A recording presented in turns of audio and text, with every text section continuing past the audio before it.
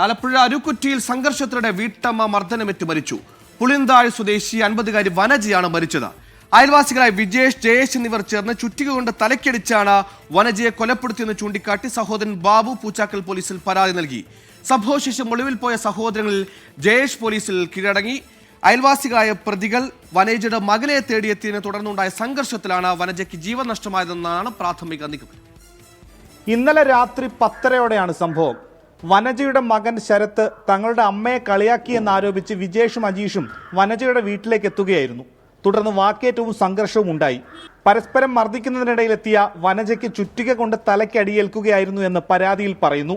തലയുടെ പിൻഭാഗത്ത് അടിയേറ്റ വനജയെ ആശുപത്രിയിൽ എത്തിച്ചെങ്കിലും പുലർച്ചെയോടെ മരിച്ചു. ഭർത്താവ് ശരവണന്റെ നെഞ്ചിലും മകൻ ശരത്തിനും പരിക്കേറ്റിട്ടുണ്ട്. സംഭവശേഷം അയൽവാസികൾ കൂടിയായ വിജേഷും ജയേഷും ഒളിവിലായിരുന്നു. ഇതിൽ ജയേഷ് ഇന്ന് ഉച്ചയോടെ പൂച്ചാക്കൽ പോലീസ് സ്റ്റേഷനിൽ കീഴടങ്ങി. താൻ കൊല നടത്തിയിട്ടില്ല എന്നാണ് ജയേഷിന്റെ മൊഴി.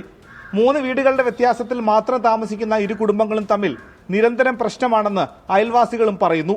കഴിഞ്ഞ ഒക്ടോബറിൽ പ്രശ്നങ്ങളെ തുടർന്ന് 2 കുടുംബങ്ങളുടെയും പരാതിയിന്മേൽ പൂച്ചാക്കൽ പോലീസ് കേസെടുത്തിരുന്നു. വനജയുടെ മൃതദേഹം ഇൻക്വസ്റ്റ് നടപടികൾക്ക് ശേഷം പോസ്റ്റ്മോർട്ടത്തിനായി മാറ്റി. പോസ്റ്റ്മോർട്ടത്തിന് ശേഷമേ മരണകാരണം ചുറ്റിക കൊണ്ടുള്ള അടിയാണോ എന്നതിൽ സ്ഥിരീകരണമുണ്ടാകൂ. ഒളിവിൽ കഴിയുന്ന വിജേഷിനായി പോലീസ് അന്വേഷണം തുടരുകയാണ്. 24 ആലപ്പുഴ.